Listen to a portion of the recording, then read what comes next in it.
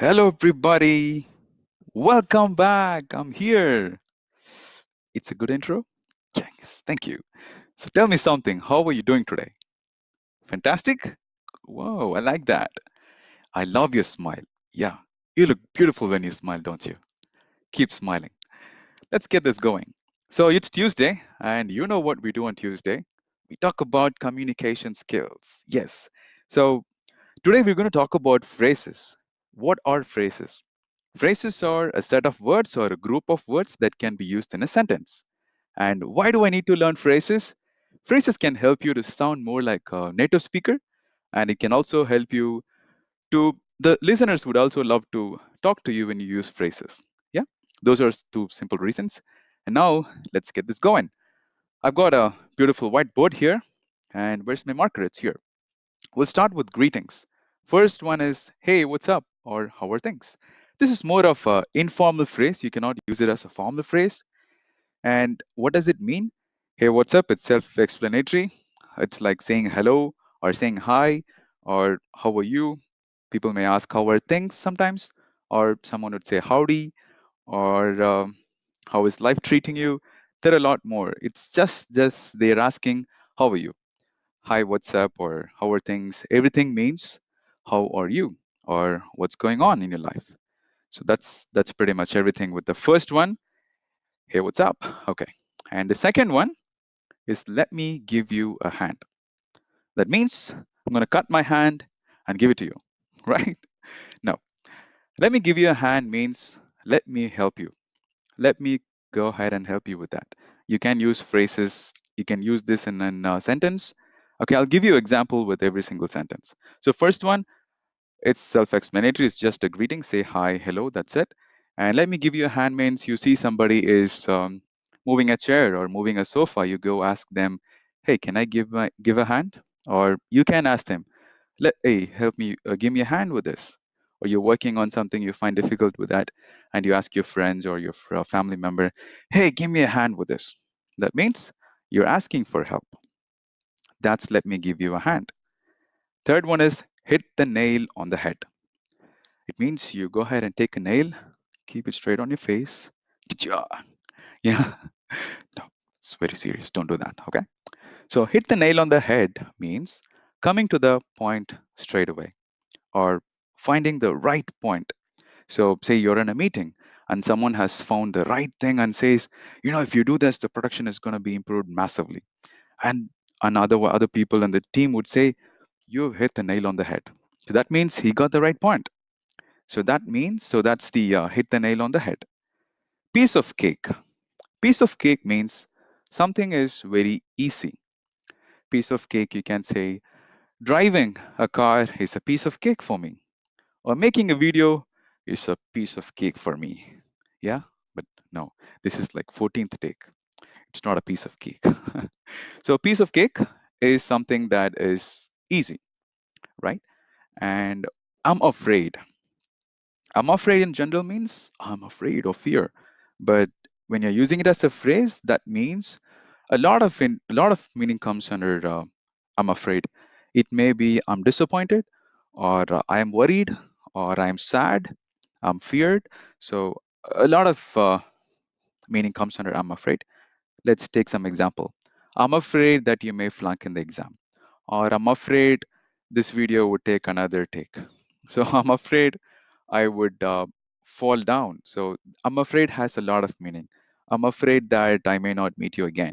So I'm afraid could be used in a lot of contexts.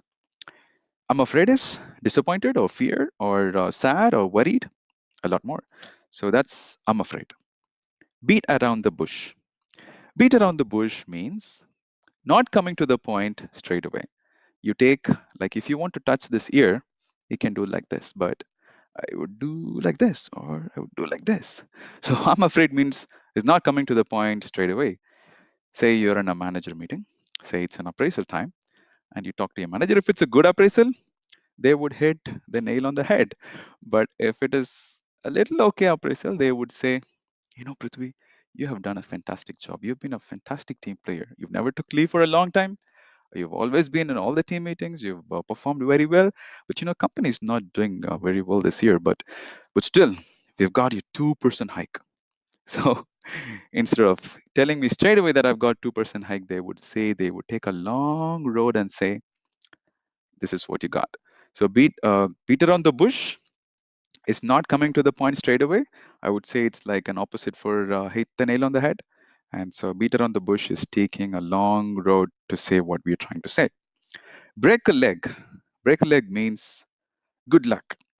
There is a story. When I searched what is break a leg, there was a beautiful story that I found. It was not a story, but it was how it was originated. And it seems there were a lot of different meanings that I found, or different origin. Few says that it's mostly used in theaters where they say, when someone says good luck, that may end up in bad luck. So they say, instead of saying bad luck, they say break a leg. So break a leg means good luck, and it's most often used in theaters or actors. They would say, hey, break a leg. Or when someone is playing a game, they would say, hey guys, break the leg. That means, hey guys, good luck. So break a leg, good luck. Make yourself at home. Is it visible? How about now? Cool. Make yourself at home means feel comfortable. If you're taking a friend to your home, or you're taking someone to a new place, and they're feeling a little uncomfortable, you may say, hey, come on, it's our friends. Make yourself at home. So make yourself at home means be comfortable. And next one, back and forth. Back and forth is pretty self-explanatory, which means to and forth. That's it. And in ages, is it still not visible? Okay, how about now? Okay, so let's go a little back. Okay, it should be all good now. Okay, perfect. So in ages means it's like for a long time. I haven't seen this guy for a long time. You could say, I haven't seen you in ages. That's in ages. And next one is sleep on it. Sleep on it means think about it. When someone says, I have to think about it, or you can say, let me sleep on it and come back to you. That means I'm going to take some time, think about it, and I'll come back to you. You can use it in a sentence. When someone says, I need this project to be completed next week, and you say, yeah, I'll sleep on it and I'll come back. Or you can say, I'll sleep on it. That means I will think about it, I will process the information, I'll come back to you. So this is more of a US phrase. And in ages, I've seen mostly US people don't use. It's mostly UK people, they use in ages, right? Yep. So the last but not the least, and that is get the ball rolling. Get the ball rolling is to say, let's start something. All right, guys, let's get the ball rolling. That means, all right, guys, let's start the game. So get the ball rolling is let's start. So we don't have a 13th phrase. We only got 12. The reason, the board is a little small. So I've got 12 phrases. So I'll just give you a quick recap. Hey, what's up means what's going on? Hello, let me give you a hand. Let me help you. And hit the nail on the road.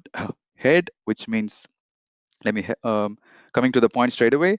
Piece of cake means easy, doing easily. I'm afraid means I'm worried, or I'm disappointed, or I'm afraid, or I'm fearful about what is happening. And beat around the bush is not coming to the point straight away. And break a leg means good leg. Make yourself at home means what? Be comfortable. And back and forth, to and front, to and forth. In ages, it's been a long time, or it's been a very long time seeing you. Sleep on it, think about it, get the ball rolling. Let's start. So that's pretty much everything. Thank you, guys. I know it's a long video. We went till 10 minutes, and I'm so sweaty. I need some water. Thank you. Bye for now. I'll catch up later.